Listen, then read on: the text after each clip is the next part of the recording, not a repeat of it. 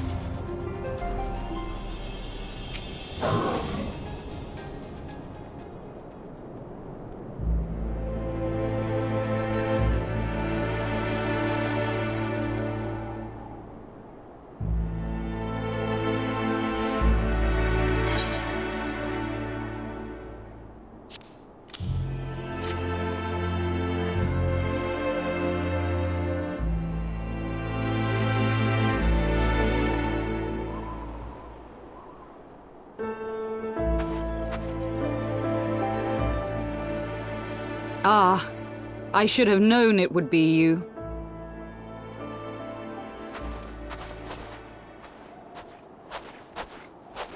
Word reached me of a struggle with a small but well-armed band of trespassers. Forgive my comrades their hostility. Few come here uninvited, and fewer still with good intent.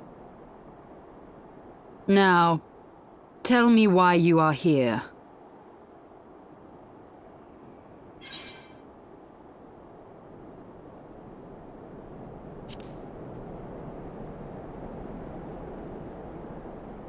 So, you seek to stem the Dravanian tide with talk?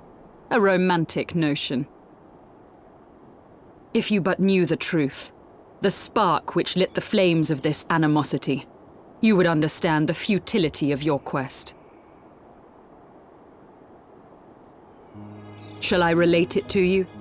The sordid history my gift has shown me, that which the Holy See has taken such pains to suppress.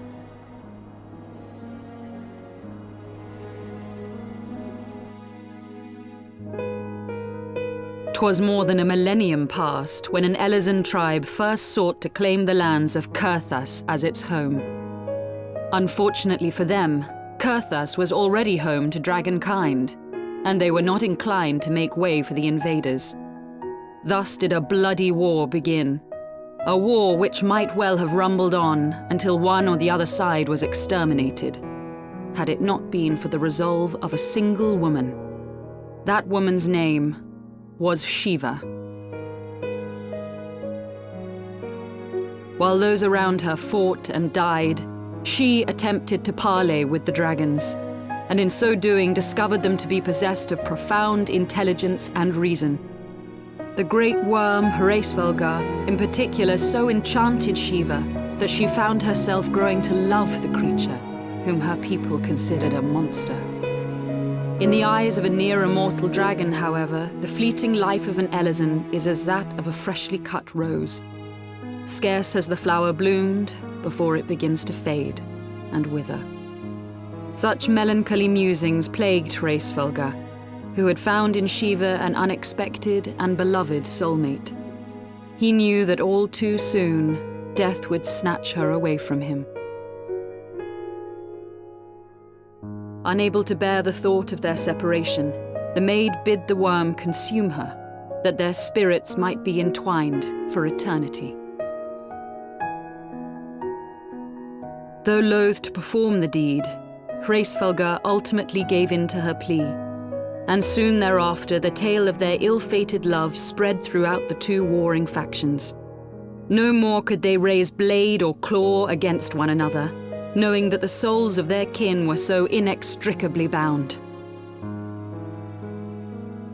In the days that followed, man and dragon learned to live in harmony, and together built a nation unlike any the world had ever known.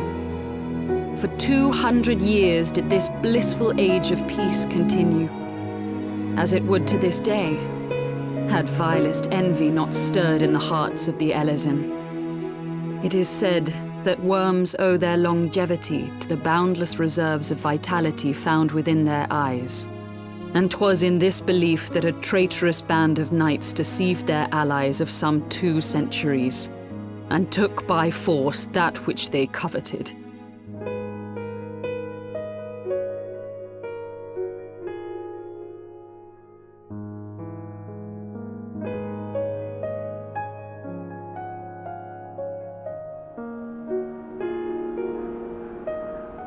Nidhogg, he who now stands poised to unleash his wormlings upon Ishgard, was the great dragon who lost an eye to Elezen treachery. And until he prizes it from the hands of the traitor's progeny, no amount of conciliatory words will stay his fury. You are wrong, Lady Iceheart. Lest you misunderstand, I do not doubt your vision of the past. 'Tis true that Nidhogg greatly desired to reclaim the Eye. Indeed, it was for that very reason that I kept it with me as I roamed the land, attempting to draw him away from the city.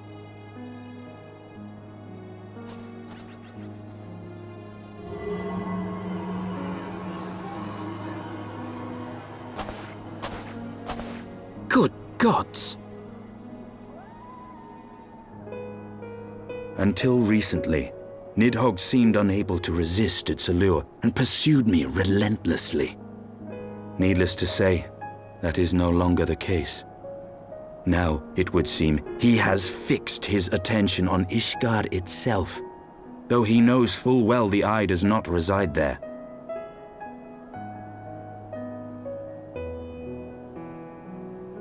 You believe he targets the capital for another reason? I believe reason has all but left him. Through the eye, I feel much of what Nidhogg feels, and the dragon's thirst for vengeance will not be quenched by aught less than a sea of blood.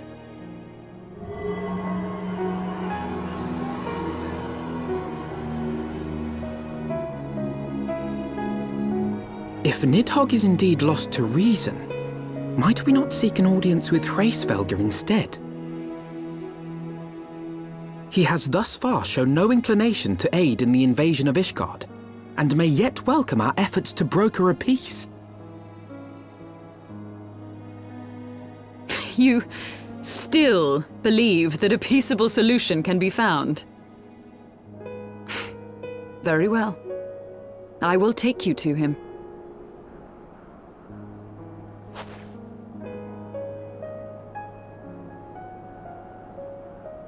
Our road will lead us to Dravania, the homeland of dragonkind. There we shall ascend unto the clouds, where Hraesvelgr resides.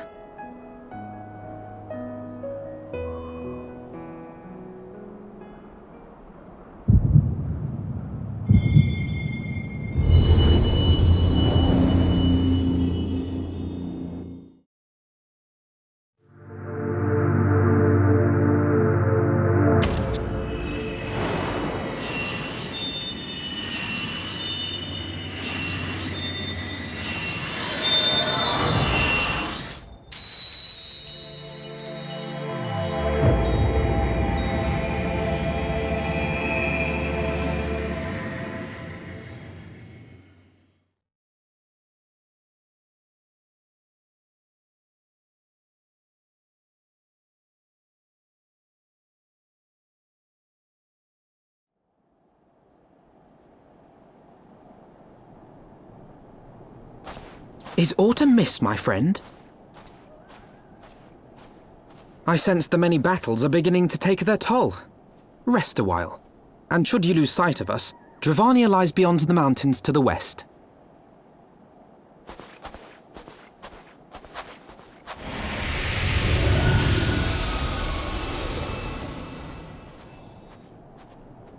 Curious. The vestiges of thy mistress's blessing are not as faint as once they were. Thy will to succeed grants thee unusual fortitude. But will it be enough?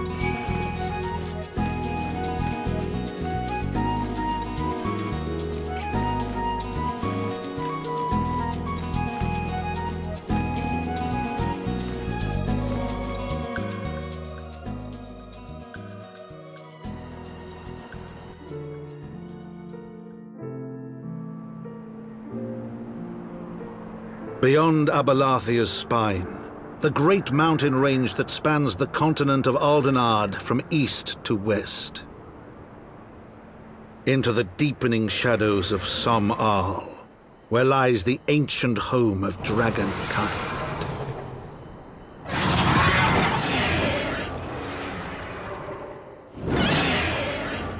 To a land where the soil slithers and the skies seethe with sinuous shapes, they came.